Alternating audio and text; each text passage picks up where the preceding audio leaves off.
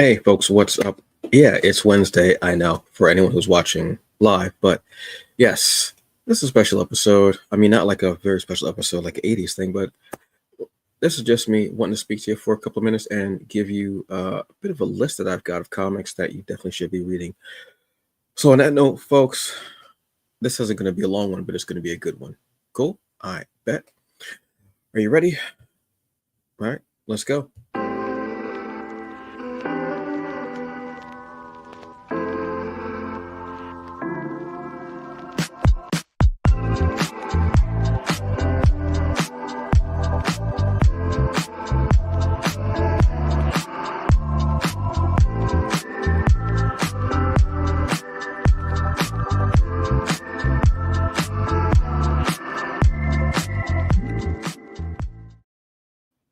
Hey folks, what's up? It's Antonio Pomares, aka The Hungry Bleak, and this is The Hungry Bleak Show.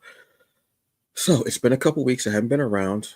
Have you missed me? I don't know if you have. If you have, thank you very much. I always appreciate my pancake heads. If you haven't, you will. I promise. Eventually, one day. I don't know. We'll see what happens in the future. So since I've been gone, we have had an election. We have had just so much BS and bull. And I was thinking about comics, and I'm like, you know what? There are some comics out here that definitely take that are definitely speaking a little bit harder now because of real world situations that are happening, and they're kind of mimicking them or foreshadowed them in a really huge way. So that's what this is. This is like 5 comics that I definitely think are hitting that mark right now. And these are, a couple of them are newer, some of them are older, but they're still hitting the same mark, and they're across the board. They're indie, there's a big company, there's another big company, there's another indie, but the bottom line is that they all are hitting a mark. So let's start up with Fumes. Fumes is from Emmetropia Comics, and this is the first foray into comics by M. Shai S. Dash, who is the writer and creator of this comic. Fumes is based off of a short story from her quirky black sci-fi anthology series. It's a cli-fi, which is a climate fiction story, but it deals with like our climate and pollution and global warming. And in this near future world, there's a lot happening as far as that behind the scenes with the government and with military, but then there are also these creatures that are here on Earth. We're not very far from this, folks. If you look at our environment and how things are changing, and you see, when I saw that we started getting snow in Texas, California, I was like, we're cooked. There's no other way that this can possibly work out, and it quite possibly will not. But what M. Shai has done with this, because she's one of those brilliant writers, truthfully. I believe that she could take something so mundane as, say, like a bottle cap, and could spin that into this incredibly vast, quirky black sci-fi tale that could possibly deal with horror, that could deal with cli-fi, that could deal with anything like that. She just has that in her, which I absolutely love and appreciate. With Fumes, there's this feeling of dread in it because, like I said, we are not far from this world.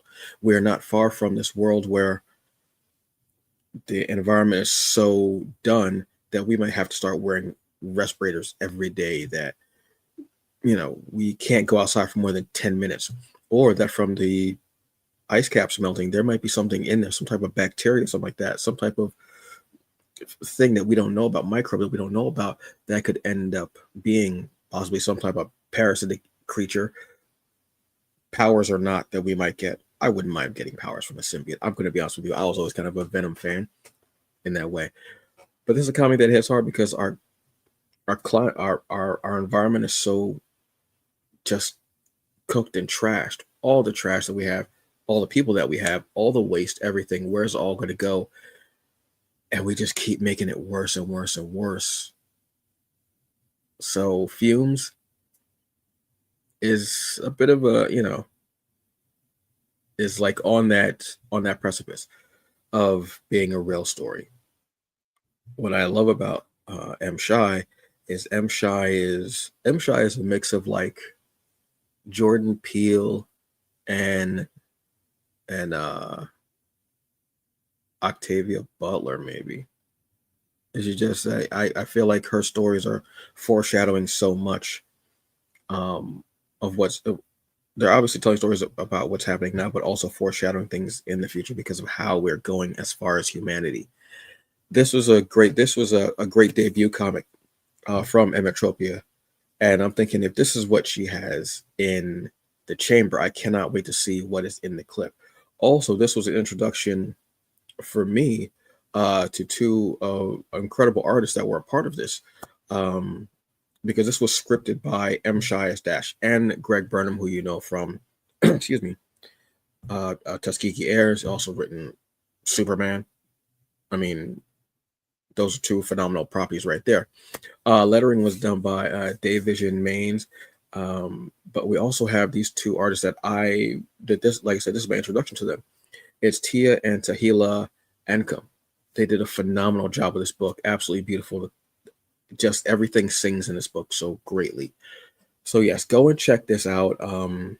Like I said, this was the debut of Emmetropia, and they have so much more coming down the pipe that I'm in ways kind of scared of what can be, but I'm here for the ride and it's awesome. So next up, since we're gonna keep going into this way of government stuff and what's happening, I'm gonna say Wonder Woman. Absolutely, Wonder Woman is a story that is just it's really hitting right now. So this is Tom King's Wonder Woman. This is the most recent series that started. I want to say in what year did it start? Was it 2023? Right. Okay, so the story of this Dawn of DC Wonder Woman, which is by Tom King, who has done one of my favorite stories, which is The Vision. I thought that was incredible work. He's also done Mr. Miracle. Those he's written Batman, but those are two of the ones that really hit people most. So what Tom King does, he does an incredible thing about being able to deconstruct humanity, but also deconstruct superheroes, and just make it, just kind of spin it on his head, but put it into these very simplistic human ways that you see their faults, you see their characteristics, and you see what would you do in that situation, and they can kind of he kind of bases it and grounds it in reality. With this new story, basically this is the gist of it. This is how it starts in the first issue. This young woman is being harassed in a billiards hall by these men. She basically beats the hell out of them. I think she actually kills them. I have to go back and read it. And because of this, the United States actually says we cannot have Amazons here, because it turns out that a woman was an Amazon. Cannot have them here. So Congress passes the Amazon Safety Act, which bars all Amazons off of U.S. soil. So basically deporting them, getting rid of them over this one act. And then they go and they create this task force to get rid of all the Amazons. Diana says, I'm not going anywhere. You can kiss my ass. I'm not going anywhere. So what does this woman, who literally wears stars and stripes on her uniform, this Amazonian, Diana Prince, what happens when she will not leave America, the U.S., and it's like, no, I'm not leaving. No. It almost reminded me of the Hulk in a sense, where the Hulk was constantly running from Ross and the military. That simple, that kind of basis where she's constantly just like, leave me alone, I'm just trying to do my thing. And they keep coming after her and she keeps beating the hell out of them. But there's also an underlying thing here where there ends up being a character who is supposed to be, who's a very old character who is the King of America. This comic deals a lot with obvious deportation of immigrants for no apparent reason. It has a lot to do with misogyny. And when you find out a lot about who the King of America is actually speaking to, and how he even turns the United States against Wonder Woman and Amazon Civil War by one of the soldiers actually unaliving himself and saying it was because of how badly his particular squad, his regiment, was beaten by Wonder Woman. This comic goes very deep into this. Within the first issue, we see the harassment of these young men by this woman, whether she's an Amazon or not. Amazon or not doesn't matter. Then we see the lies that are portrayed by the government. We see them sending out this task force to go get Wonder Woman, even though Wonder Woman has been there to save not just the United States, but the world. How many times? All of those things were very, very deep cuts for what we're going through now with immigration, with deportation, with people being sent to camps, with ICE. This hit very hard before we knew the punch was coming. I mean, we knew the punch was coming. We didn't realize the punch was going to be like that. So Wonder Woman is one of those comics that Tom King's Wonder Woman is one of those comics that is ridiculous. I've never been a big Wonder Woman reader. Been a fan, but I've never been a big Wonder Woman reader. So I don't know if they've dealt with something like this in the comics before, but when I read it, that first issue, there's a very heartbreaking scene on a front lawn with these two women and their little girl. And it really, it sets the tone for basically the whole series. I have to catch up a bit because I'm a bit behind, but it's a very deep cut into what's happening now with immigration. So yeah, I definitely recommend Wonder Woman. It's one of those comics that when you watch it, you're like, oof. I mean, excuse me, when you read it, you're like, oof, this would definitely make a great series on Max. I definitely think this would be one that would hit harder than what they would expect. Next up, I'm going to talk about Shattered Vision. This is from Ray Comics and Dream Fury. They had a really great showing with this one. This is another one where it kind of deals with the government. You'll sense a theme here. Where basically government, but also the media, where a lot of people are believing what the government is saying because they might be flasher, because they're going after your basest instinct. They're going after the lowest common denominator. And that's what's happening here with Shattered Vision. This is a future story, kind of cyberpunk feel to it. It has a great mix of action, very dark comedy. There's one scene that I had to read it like 3 times. I was like, I don't think I got that right when I read it, and I laughed each time, which I absolutely love. So basically, this is the story of a character who was seen as a villain because of him running around the study and doing what some might consider to be terrorist acts, because the media is telling you that, the government is telling you that, everyone, the establishment is telling you this is a person who is bad. They are not right. They are evil. They're destroying everything around them, what have you. But then we see the backstory of this character, and we realize this character was once a part of that. And because they decided to break free and kind of break the cycle of what's happening, they have become a villain in the eyes of society, because they're telling you this person is a villain. Meanwhile, they're trying to just do, in the most ridiculous ways, break the system that is telling you this is what you should do, this is what you shouldn't do. I absolutely love this comic. I want more of the story, and I hope that they're working on this. Now, this was written by T.J. Sterling and Newton Lavoie. It was illustrated by Edgy Zane and Salomon Farias with Loris Ravina. This was a read that I absolutely had a great time with. The art is bold and beautiful, um, and just colorful, and it fits the writing and the feel of the story. I love when the art and the story fit so well together that you just get lost in them. That's what I want when I read it, when I read into a comic. Again, the fact that we're seeing a character who is basically just doing anarchy and just trying to never goes to explain himself, just says I just want to break everything because the system broke them. Someone who was trying to work within the system and was broken, shattered, if I might say. And then we see, little by little, we start seeing the backstory of what happened, and we realize who was the true villain. Is it the person that the media and the establishment are telling you is the villain, or are they the villains because they're the ones who are creating this and making it so? Is the chicken or the egg? No. But this was a phenomenal. Like I said, I want more of this. Like I said, it has a perfect mix of action, dark comedy, of a very relevant story, and that cyberpunk feel in it. Absolutely phenomenal stuff. Recommend Shattered.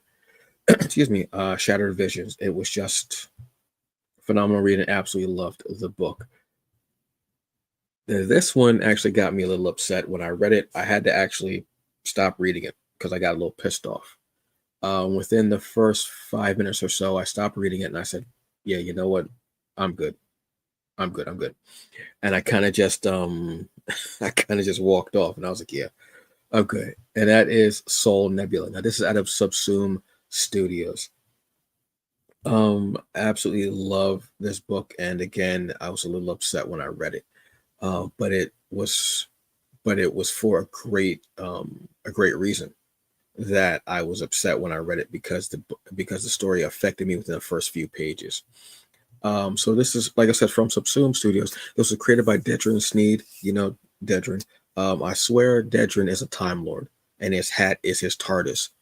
I will say that to the day I die. I swear it, because he is always popping up somewhere, and it's crazy.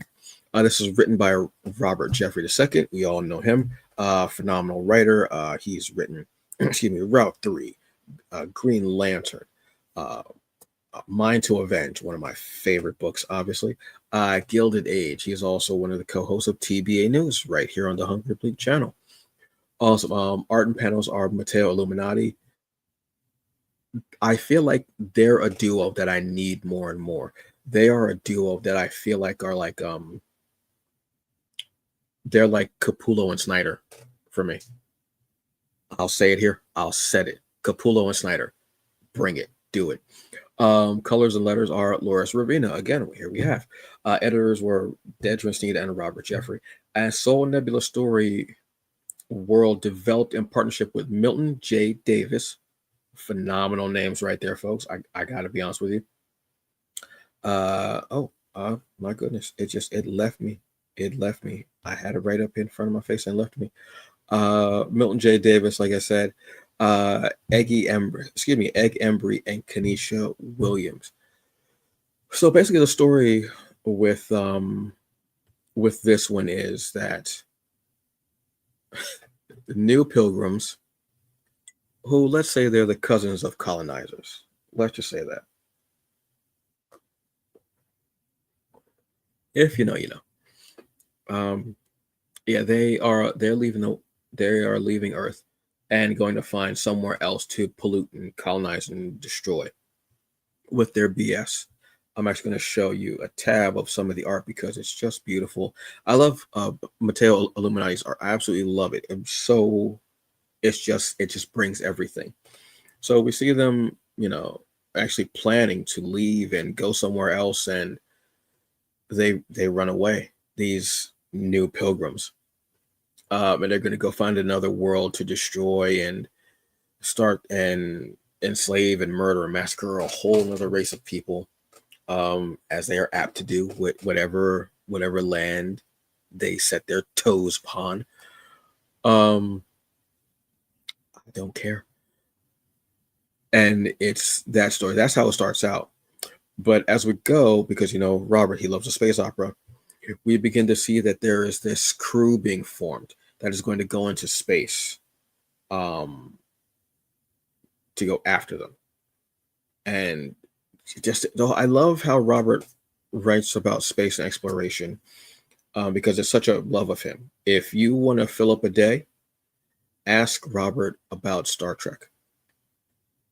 He will break down every little nuance and feel and touch and everything, from the holodeck to warp core to tachyons to their uniforms.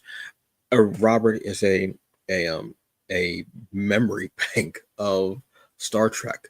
And I think that's incredible because it's a love, it's a passion of his, but the way he writes is so incredible. I would love to see him in that world and see what he does with the universe of Star Trek.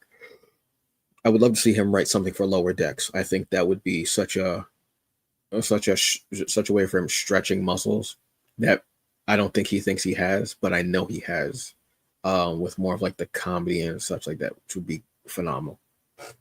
But yes, it was the idea of going to another land and causing more havoc and mayhem and war and devastation. Again, seeing what we have going on today with Palestine and Israel. Well, not today. That's been going on for exactly. So I'm sorry. I don't think I was showing this to you. Let me actually give this to you then. And let me show you the pages. It's a book that, like I said, the minute I started reading it, when I read the word new pilgrims, and I saw the way that they were leaving Earth after causing such devastation and havoc and emulsion, again, environmental, and just leaving the world in shambles and running away to go find another planet close to Earth's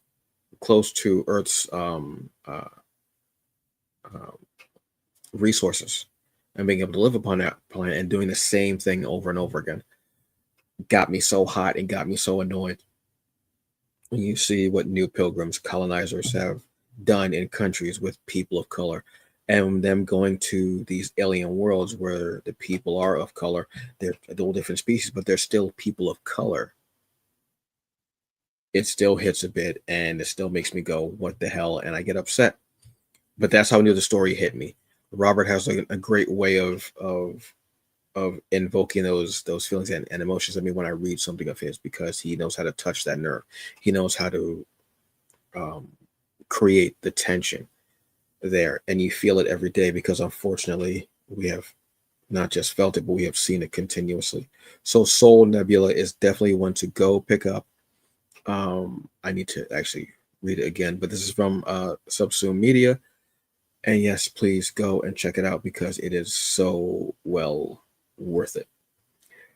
And the last one I'm going to talk to you about is one that was kind of an impulse buy, because I haven't read this universe since probably high school, but it's always been one that I've loved and enjoyed. But to see how much it's grown is crazy to me over the last few years, and that is Rat City. Now, Rat City is a part of the Spawn universe. Spawn in the last 4 or 5 years has exploded with so many different titles. It's incredible. You have a team of spawns, you have regular spawn, you have spawns all across time even, and that's where Rat City comes in. Rat City is about an ex-soldier, a veteran, Peter Carey. He's also an amputee. He lost his legs, and in losing his legs, he now has these cybernetic legs that he's able to use. There are nanites in them, and I didn't read this part of the Spawn, obviously. I would love to catch up on Spawn. If I had a few years, I would love to catch up on Spawn. But what happens is Spawn, Al Simmons' Spawn, sets off some type of necroplasm spawn bomb detonation thing, what have you. And it doesn't just ripple throughout the vicinity that Al Simmons is in. It ripples all throughout space and time. So Peter is not dead. He's still alive, but the nanites and the necroplasm have somehow conjoined, and they have created a new Spawn, which is who Peter Karen is. And his name is not Spawn. They don't call him Spawn. They call him the Deviant. As he goes through this, this hit me because it was a ex-soldier, a veteran. He comes home, and they decide to do tests on him because of these cybernetic legs that he's using. They do tests on, and it's actually throughout his whole unit, his whole group. They're doing these tests with the different cybernetic things in these nanites, and people start dying from that. Because of that, it feels almost like they're just using them as guinea pigs, which they are. These are people who were fighting for the country and fighting for the government and doing these shadow op things. I understand, but they were still doing it for the country, and they thought they were trying to be good people in doing this. But Peter begins to feel like their group isn't doing the best up and up, but he still wants to try to do the best he can. Excuse me. And that's another thing with veterans. Veterans Day was yesterday. And tell me that this government does not look out for veterans in the best way possible. It does not. Whether it is cutting funding, whether it is sending them to countries that they do not need to be in because it was just someone just wants to have watchdogs watching over whatever resource they're stealing at the time. Whether it be oil, whether it be diamonds, whether it be people. So Rat City really hit me with that. On Rat City, one of the things that got me into Rat City is the fact that it's written by Erica Schultz. Huge fan of Erica Schultz. She's one of the people who I go, wow, just phenomenal work. Just continuously knocking it out of the park each and every single time. I absolutely love it. But again, also the fact that the character is an amputee and uses these prosthetic legs was also something that hit me, that using these prosthetic legs and they're working, but in order to keep the legs, Karen keeps having to do these experiments and keeps having to do this stuff for the government, for this group that is doing the testing. And if it doesn't, they will take them. Again, that's like taking benefits, which this country has recently done when the government shut down. How does your government shut down and then say, nope, you can all starve? The people who are below the poverty line, which are a lot of people who actually voted red, are the people who are under that line and who now had their benefits, no pun intended, snapped away. That's crazy. So Rat City, as much as it deals with, obviously, you've got action, you've got your cybernetic stuff, you've got your cyberpunk, you've got your comic book fair, you've got your vigilante anti-hero, you've got all that, but you've also got that about government and veterans, and how they'll take away the benefits and things like that. And the comic just hit me with that, and reading it. It's one of the comics that I follow month to month. I don't read the trade for this. I read it issue by issue because it's that good, and it's pulling me back into the Spawn verse, and I want to get back into the Spawn universe. This one is pulling me back into it. Eventually, I will start reading Spawn again. Like I said, I haven't read Spawn since sophomore year of high school, maybe, or junior. Might be junior year. Can't remember, because Spawn came out in sophomore year of high school. I want to say when I was a sophomore in high school. So 94, maybe. And just phenomenal. Erica Schultz is like one of our writers I'm a fan of. But when you're, again, able to weave in these real deal things that are happening and put them into comic book fare, and hopefully make them palatable for someone to read and understand and digest. And then when they see them in their area, when they see it on the news, when they see it, they can identify and say, oh, this is what's happening here. This isn't good. And they can try to change it either by voting or by volunteering or coming up with a program themselves, initiating something or funding something or sponsoring something or just creating something where they can make that change happen. Sometimes is what we need, you know. But then people still don't understand, because look at something like Spawn. I mean, uh, X-Men. People still don't understand it. They still don't understand it. What happened? So yeah, Rat City is one. So those are 5 comics for me that are hitting in that way. But folks, there are so many more comics out there that are talking about real world situations that are happening, but they're just in comic book fare. So sometimes you may not notice them because they're in a superhero comic or a horror comic or a comedy comic or a slice of life, what have you. It may not realize it, but a lot of times look deeper into it and you'll see that there are a lot of real world things that are happening in these comics, and they're just trying to make it maybe more palatable or digestible, or maybe it's them just trying to speak on that topic in the medium that they have, in that art form that they have, which is beautiful also. So I'm grateful. There are a lot more, but if there are other ones that you know of, let me know. Send me a message, send me a comment, what have you. Let me know of a comic that's out there. I know there are a billion of them, but these are 5 that really hit me, especially that make me just really think, and I enjoy that. You know what I mean?